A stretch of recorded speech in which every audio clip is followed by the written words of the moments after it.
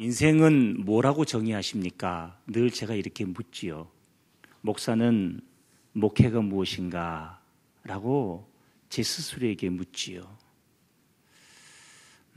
아버지 노릇한다는 그것이 과연 무엇인가?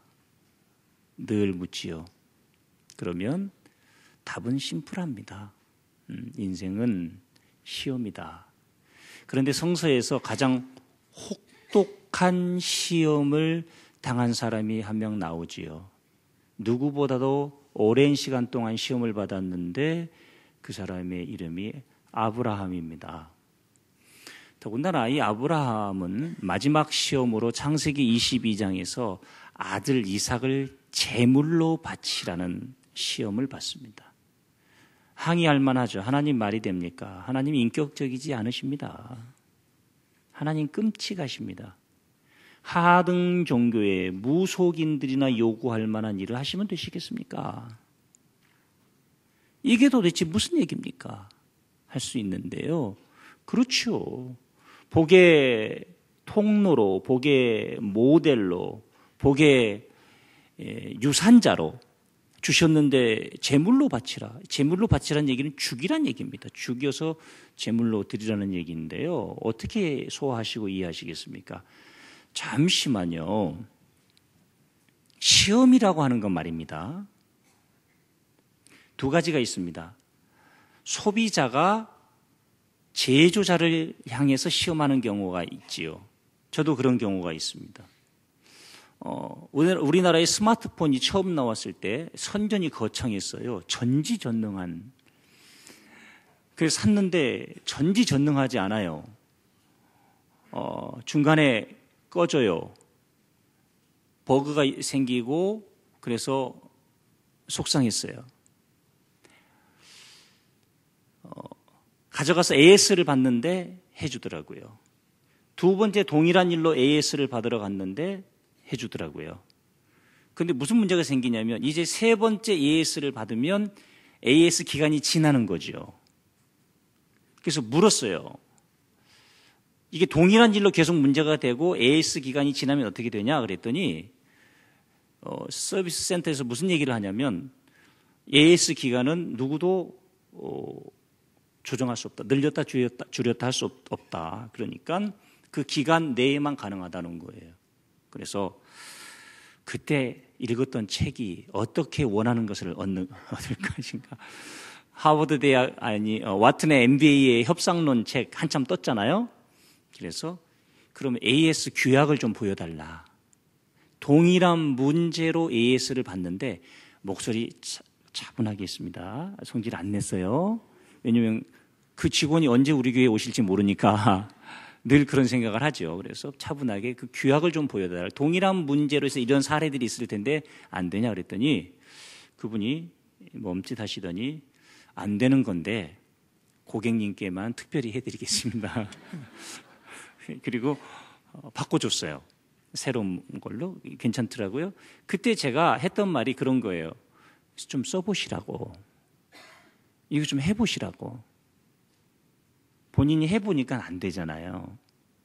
이건 소비자가 제품에 불만 있을 때 시험해보라고 하는 거예요. 이 물건을. 두 번째 시험이 있는데 제조자가 소비자에게 이 제품을 시험해봐라라고 할 때가 있어요. 우리나라에 최근에 어떤 차가 한 대 이렇게 출시를 했는데요. 그 차에 외국 경쟁차를 하나 갖다 놓고 매장에서 타봐라. 두 개를 동시에 타보고 승차감 이런 것들을 한번 테스트해봐라. 이건 무슨 얘기죠? 제조회사가 자기 제품을 꺼내놓고 시험해봐라 라고 하는 건 자신감이 있다는 말이죠. 그죠? 그러면 일단 우리의 그 오랜 신앙 생활 동안 우리가 궁금했던 문제는 하나 해결되는 거예요. 하나님이 아브라함을 시험할 수 있는 장소에다 꺼내놓으셨고 시험하셨다는 얘기는 자신 있으시다는 얘기입니다. 그러면 나에게 하나님께서 지금 내 자식을 달라고 하신다면 나는 어떡할 건가 고민하지 않으셔도 됩니다. 그것을 저는 아브라함 콤플렉스라고 명명했는데요. 고민하지 않으셔도 됩니다. 여러분의 제품의 성능이 부족하셔서 하나님이 시험하시는 현장에 아직 안 내놓으실 테니까 그냥 그대로 살다가 돌아가시면 됩니다. 쭉 사세요. 그냥 고민하지 마시라고요. 그런데 이 시험이 말입니다. 아브라함만을 향한 시험인가 생각해 봐야 됩니다. 이 시험이 아브라함만을 향한 시험이 아니에요. 이제 사흘길을 가는 중에 준비해야 될 게 있습니다. 우리가 하나님 앞에 제사를 지내는 것도 인생을 살아가는 것도 준비해야 될 게 있어요. 단순히 간단하게 모리아산으로 덜렁덜렁 간다고 될 일이 아니고 장작을 준비해야 되죠. 준비된 종을 선택하는 준비를 해야 되죠. 누구를 데려갈 것이냐.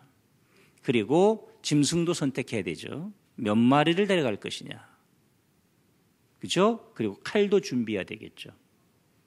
또 준비해야 될 게 있죠. 불도 준비해야 되죠. 사흘길, 이 집에서 만들어진 불을 가지고 뭐 지금처럼 무슨 라이터나 성냥이 있는 시대가 아니니까요. 예. 반드시 저는 성서를 연구하면서 아브라함이 불도 준비했을 거라고 생각해요. 만약 모리아산에 도착했는데 비가 온다거나 문제가 생겨서 이게 점화가 안 된다면 어떡하겠어요? 돌로 막 치고 해도 안 된다면 어떡하겠어요? 불을 준비, 이 마중 불을 준비해 갔을 겁니다. 모든 준비가 다 됐다고 치지만 이제 한 가지 준비가 안 됐습니다. 그것이 뭐냐면 번제에 쓸 양이 준비가 안 돼서 아들 이삭이 아버지께 질문합니다. 내 아버지요? 이렇게 부릅니다. 뉘앙스가 어떻습니까? 톤이 어떻습니까? 그때 아버지가 이렇게 대답합니다. 내 아들아, 내가 여기 있노라. 만약 우리의 자녀들이 우리가 필요해서 아버지, 아빠 이렇게 부를 때 왜 임마? 또 어떤 톤으로 부를까요? 뭐 임마? 왜 불러? 혹시 이러지 않습니까? 자, 본문 7절을 한번 가만히 보세요. 얼마나 이 집안의 이 분위기가 인격적이고 친밀한지 말입니다. 글로 돼 있어서 느낄 수 없습니다만은 글로 읽지 마시고 두 사람의 대화라고 생각하고 읽어보시라는 거죠. 이삭이 그 아버지 아브라함에게 말하여 이르되 내 아버지요. 어떻게 불러? 내 아버지요. 내 아버지요. 내 아버지. 뭐 이렇게 불렀겠어요? 정말 친근감 있게 내 아버지요. 하니 그가 이르되 내 아들아 내가 여기 있노라. 와우. 내가 여기 있노라. 무슨 얘기일까요? 내가 네 옆에 있다. 내가 너와 함께 있다. 과연 아버지와 아들 사이, 어머니와 딸 사이, 아버지와 딸 사이, 부자지간에, 모녀지간에 수많은 관계가 함께 있나요? 공간만 함께 있고 정서적으로 전혀 함께 있을 수 없다면 얼마나 불행한 가정일까요? 이삭이 질문하죠. 하나가 없네요. 다 준비됐는데 번제할 양은 어디 있나요? 그럴 때 아브라함이 대답합니다. 하나님께서 준비하시리라. 여기 어떤 이견도 제시하지 않습니다. 그걸로 끝이에요. 아니, 아버지, 하나님이 뭘로 준비하시는데요? 어디다 준비하셨는데요? 뭐가 눈에 보이는데요? 전혀 묻지 않습니다. 그리고 더 아름다운 장면 보실까요? 8절. 아브라함이 이르되 내 아들아 번제할 어린 양은 하나님이 자기를 위하여 친히 준비하시리라 하고 더 이상 대화가 없습니다. 두 사람이 함께 나아가서 표준 세번역으로 읽어드릴게요. 두 사람이 함께 걸었다. 부럽지 않습니까? 두 사람이 함께 걷기 위해서는요, 몇 가지 조건이 필요합니다. 중요한 것은 뭐냐면은 준비는 번제할 양, 번제에 쓸 불, 그리고 쪼갠 장작, 그리고 종들, 짐승, 이 모든 것이 아니라 아브라함이 지금 생각하고 있는 번제할 양은 하나님이 준비하셨다고 했을 때 이 번제할 양이 누구죠? 이삭입니다. 이삭은 못 알아들었지만 아브라함이 알고 있는 번제할 양은 이삭이었다면 무엇이 준비된 건가요? 가장 완벽한 준비, 이삭이 준비된 겁니다.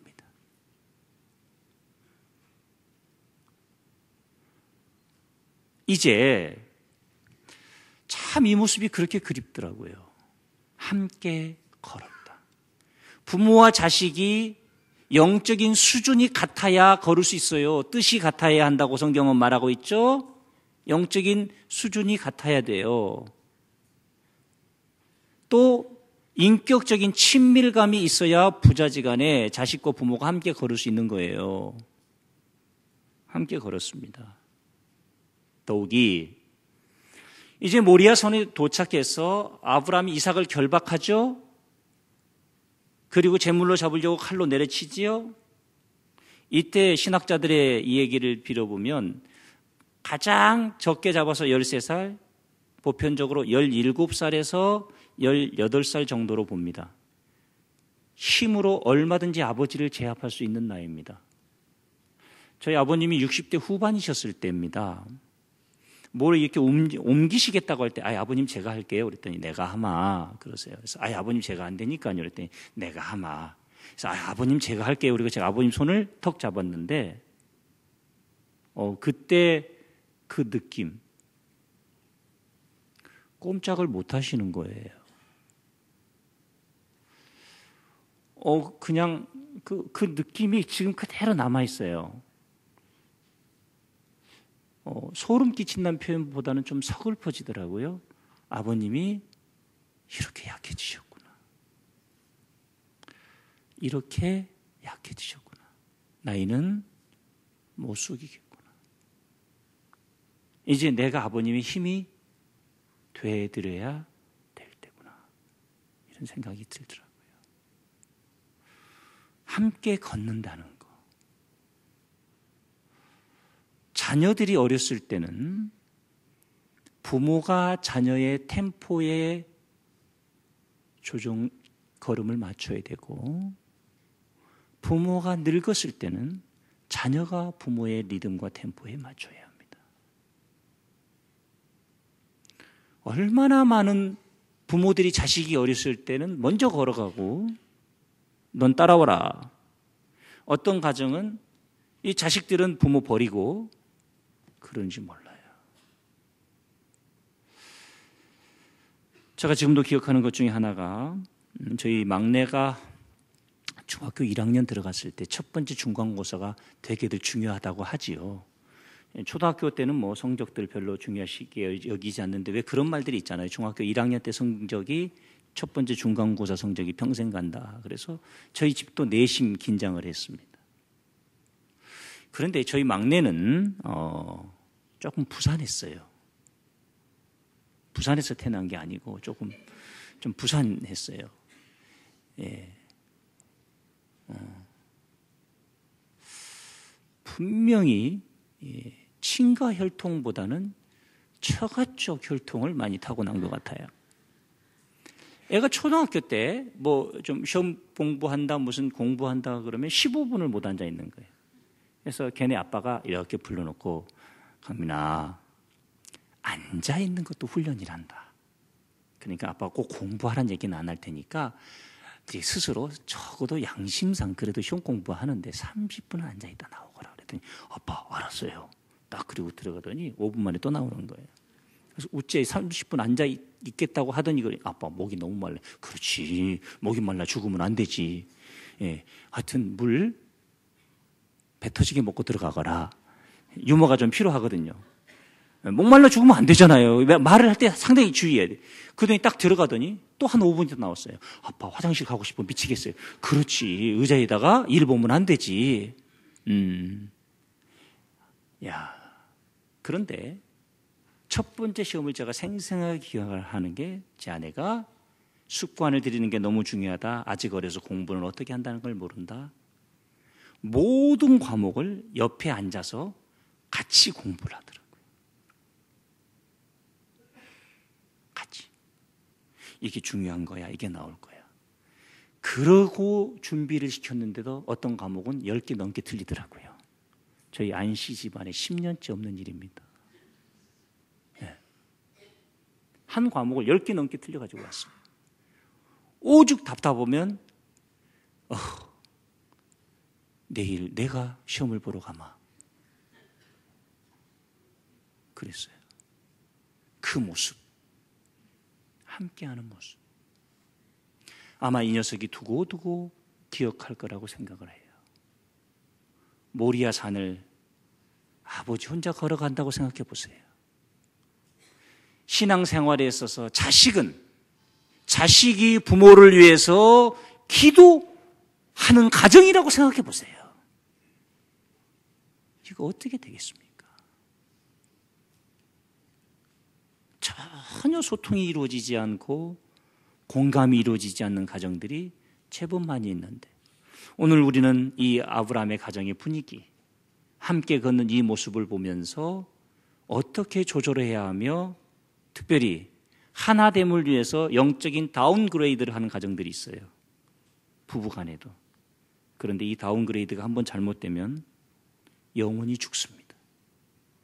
업그레이드를 하려고, 함께 걷기 위해서 업그레이드된 신앙으로 함께 걸으려고 해야지, 자칫 잘못하면, 다운그레이드를 잘못해 놓으면 영원히 일어날 수 없는 자리에까지도 갈 수 있다는 거죠.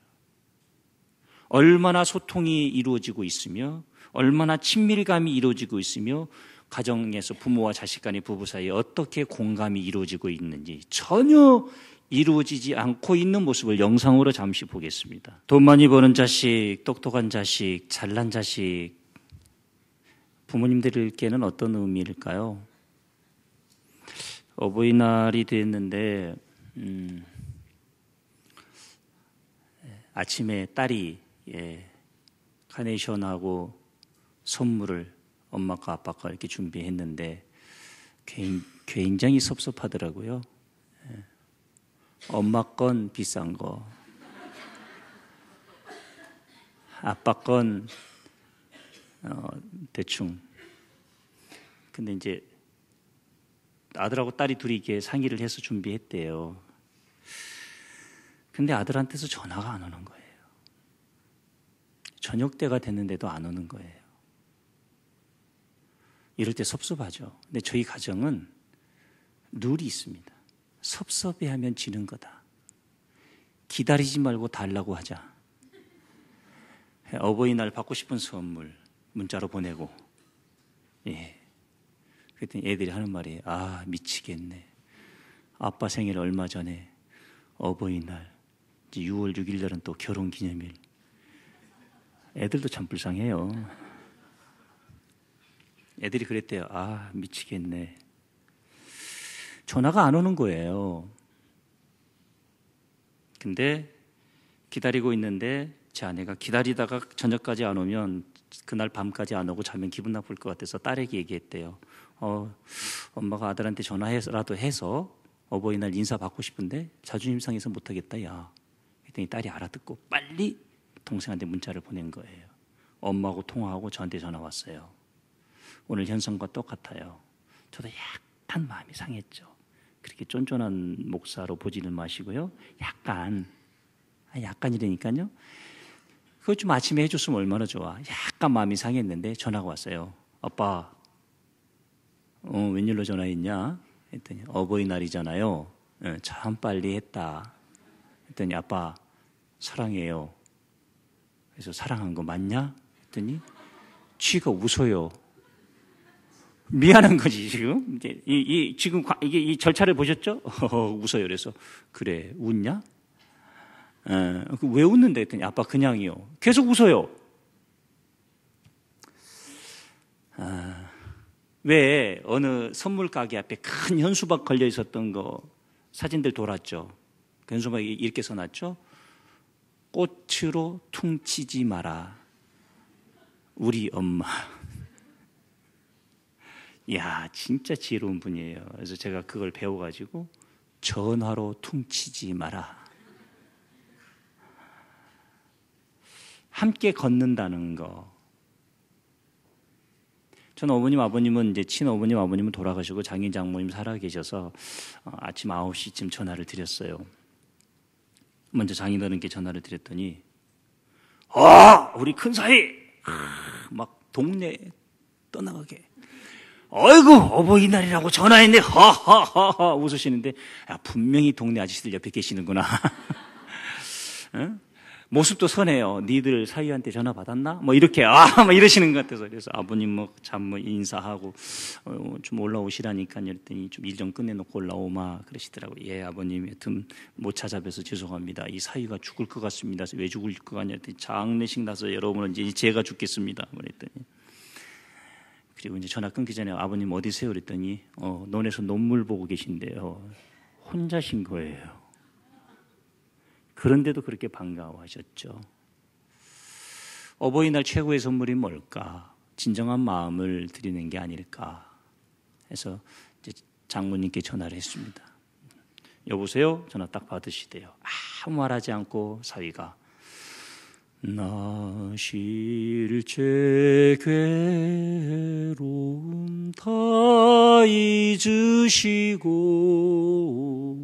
기르실 제 밤낮으로 애쓰는 마음 지인 자리 마른 자리 가라앉으시며 손발이 다닳도록 고생하시네. 어머님 사랑합니다. 그랬더니 목소리가 떨리세요. 결혼해서 첫 해는 못했던 것 같고 얼마 있다가 이 노래를 불렀더니 나 실제 괴로움 다 여기까지 나가는데 왜 이러나? 뭐 약 잘못 묻나? 니 미친나? 뭐 이 정도까지는 아니어도 왜 이러나? 왜 이러나? 어쩔 줄 몰라 하시더니 얼마 후부터는 몇 년 후부터는 끝까지 듣고 계십니다. 무슨 선물을 드릴까? 마음을 나누고 참 이 노래는 영성이 있는 것 같아요.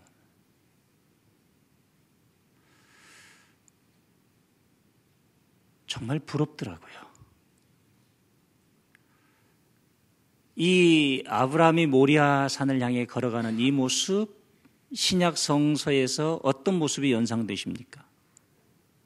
예수님이 십자가 지시고 골고다 언덕을 오르시는 모습.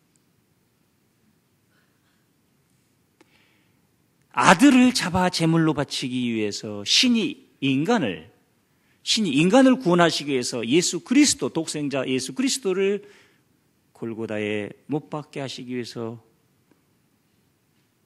데리고 올라가시는 모습과 아브라함이 이삭을 데리고 올라가시는 모습에서 무엇을 느끼십니까? 함께 걸었다.